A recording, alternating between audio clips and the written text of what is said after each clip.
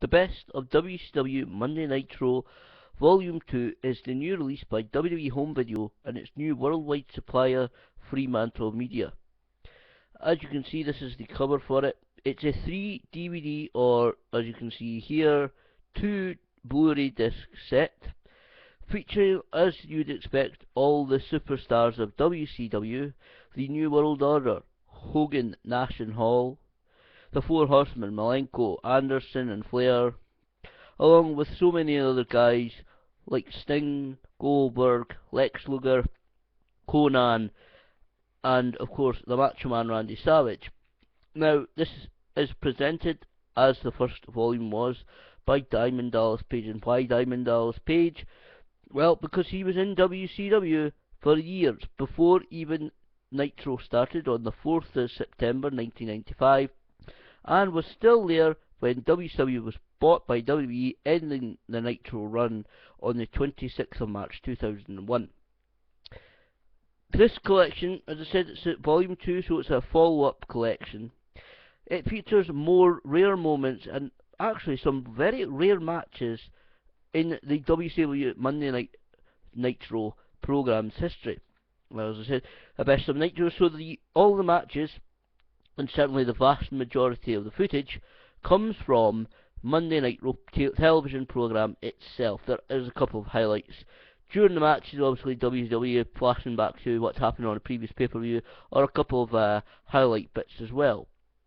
Now, the rare matches that on the set is featured, it's the likes of Hulk Hogan versus Arn Anderson, Bret Hart versus Rowdy Roddy Piper for the United States Championship, the full debut match of Bill Goldberg, Jeff Jarrett versus Booker T, La Parka versus Macho Man Randy Savage, and of course a couple of good matches featuring the cruiserweights of WCW, the luchadors like Rey Mysterio, Eddie Guerrero, La Parka, Hector Garza, and of course Silver King. Now, being a volume 2, you would think perhaps they're scraping the bottom of the barrel, but there's not. There's genuinely, sitting down to watch these matches is very entertaining. And for myself, if you like myself and you've watched WCW from whether it's just through the Nitro years, or or actually from the beginning, from before it was World Championship Wrestling, when it was in NWA, I think you'll find this very enjoyable and a great trip through memory lane. Now, even though this is archived stuff in the beginnings, you got the Sting versus Ric Flair full match from the 4th of September 1995, the very first Nitro in the Mall of America. All the sound and the visuals on this are absolutely top quality, certainly at least for the Blu-ray. I've only got it on Blu-ray, but it almost looks like it could be very recent stuff, not almost 18 years ago, not just not taking place all those many years ago. Now, I have to say, Diamond Dallas Page, the presenter, does, of course, in several segments, add his insight to the program, and of course it's all his own stuff that he's saying. I've seen an interview with him, well, at least parts of it, where he said he said what he wanted to say on Volume 1, and it continues through Volume 2. The very much emotional investment that DDP had in WCW is very much shown in one segment in particular, and I have to highlight this to people. It's on disc 1 of the Blu-ray, and it's called Remembering Macho Man. This segment is where DDP remembers his good friend, the Macho Man Randy Savage, and the fantastic rivalry that they had in WCW. And it was a great rivalry, some absolutely spectacular matches. And he tells, I'm not going to ruin it, but he tells a great story about himself and the Macho Man Randy Savage, and it is the one moment where you can so clearly see the emotion that certainly losing a friend like Randy Savage brought to DDP. So a lot of people may have seen the tribute that DDP did to Randy on his website, and a lot of people saw the video, sadly, after the Macho Man's passing, that DDP did in tribute to his friend, and it is, again, it's very emotional. It's a great, great story. You must listen to it if you get this Best of Nitro Volume 2. Please listen to the story. It's a fantastic story. It's one of the backstage, couple of backstage bits that DDP talks about, behind the scenes, away from the storylines and so forth, talking about the real stuff, the real relationships between the WCW wrestlers. It is a very good story. As I said, you can tell that emotion is very genuine in that segment. Remembering Macho Man, as I said, it's on disc 1. I have to say, overall the match quality is good.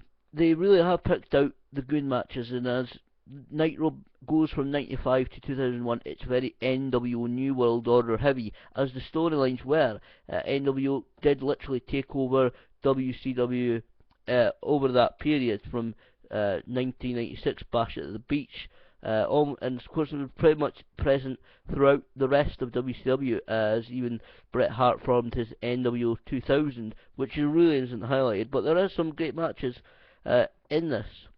Now, you get the chance to see a few of the lesser guys in WCW as well, and I hate using that term, but you get to see the likes of Bam Bam Bigelow, Canyon, and as I said, likes of La Parka, Medusa. You get to see some exceptional matches, though. Some of the matches are not perhaps technically great, but a lot of the stuff is very entertaining. Now, something that people will remember, of course, will be the Nitro Girls, the world famous Nitro Girls, started by DDP's former wife Kimberly. Now, there's a great look at the Nitro Girls. A couple of segments, mostly, I don't know whether it's WWE influence, but it actually highlights Stacy Keibler. If people remember Stacy Keibler from her WCW and WWE run, it has a bit of her audition tape for the Nitro Girls and a couple of minutes of footage of her performing and rehearsing with the rest of them. It was a quick introduction. In fact, actually, for those who may not have known, the world famous wrestler April Hunter was a Nitro Girl as well for a very short time. And as I have to agree with Diamond Dallas Page, who says at the end of the segment, when he, at least I think it's the end of the segment, or when he's introducing it, he says, "George Clooney, you're welcome." Now, that's quite funny. Like I said, DDP does add some good, genuine insight to it. Overall, I would say for WCW fans, it's very much something you would love to add to your collection. Like I said, you sit down, you can very much enjoy the matches, bring some back, some great highlights, and there is genuinely some good quality matches in this. Like I said, Bret Hart versus Roddy Piper, Arn Anderson, Hulk Hogan, and whatever you think of him, there is actually a couple of matches featuring Jeff Jarrett. Jeff is a guy that, whatever you think of him, whatever you think of his in-ring talents, throughout the 1990s, he was continually hired by WWE and WCW. He jumped ship between them a few times. You look at his career highlights on career information on Wikipedia and so forth. He jumped a couple of times, so he kept getting hiring. Whatever you thought of him during that period, he was continually hired by different companies, including those two. And he does get his butt kicked a couple of times, but to be honest, the last section, he actually, it's almost like, I don't know, it's almost like, well, we'll show him getting his butt kicked, but we'll give him one bit that makes him look good. I won't spoil it any more than that. Like I said, it's great to watch all those moments.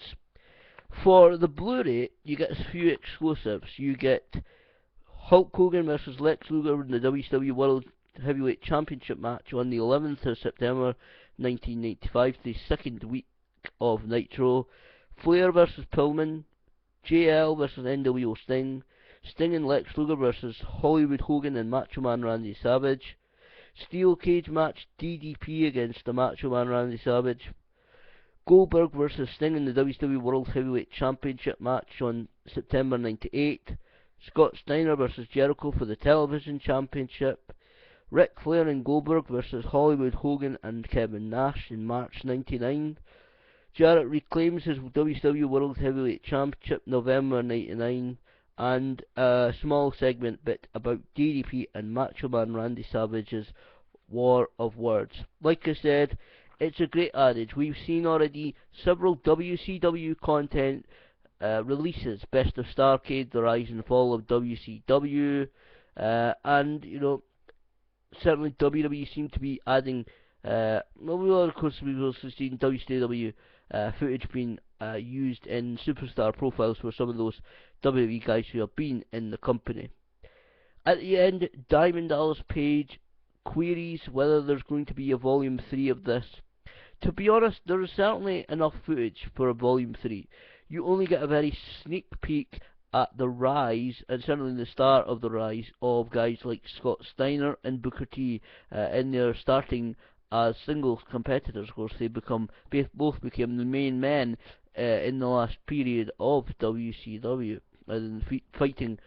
Because for those who may have not watched WCW in those days, Booker T and Scott Steiner very much came up together in WCW, talking about stepping up in the rankings. They started off battling each other in their respective tag teams, both with their real life brothers, Booker T of course in Harlem Heat, and Scott as part of the Steiner brothers. And then when ironically both of their brothers were injured, both stepped out of their brother's shadow into singles competition, and they ended up battling for the WCW Television Championship, then the United States Championship, and finally for the WCW World Heavyweight Championship. And in fact, that match is one, of course, that was on the very last Nitro, which is again another one featured on this collection. That match has been featured on a couple of collections already. Booker T vs Scott Steiner. It was on the Monday Night Wars documentary DVD released a few years ago, but it's worth seeing again. It's the final World Heavyweight title match in WCW's history.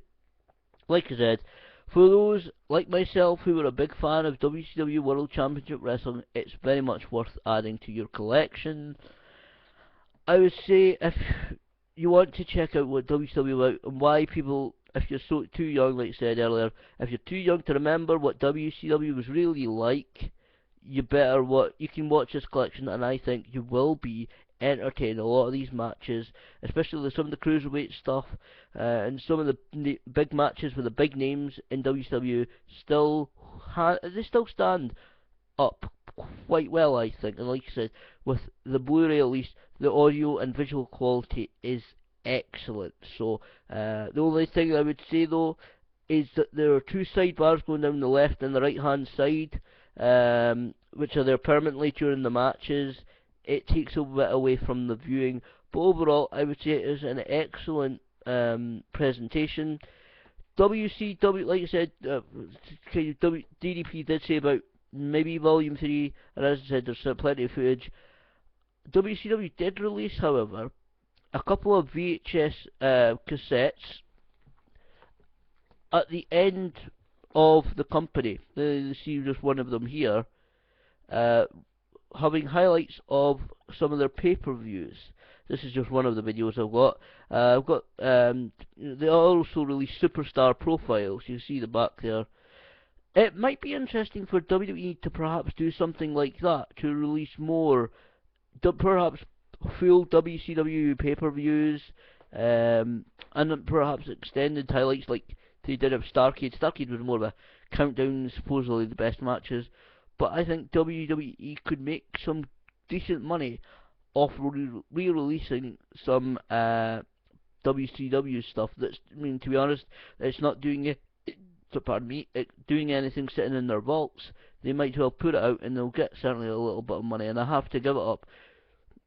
Something that's not very much highlighted in WWE and the people don't really give the praise is the editing from WWE. The guys that sit down and actually edit the program and so forth. There's a couple of bits they obviously edited, and I think it's done very well. Overall, I would recommend this if you want to add to your collection, or if you're like myself, you are a World Championship Wrestling fan. I would say WCW, the best of Monday Nitro Volume 2 is available now through Fremantle's WWE website.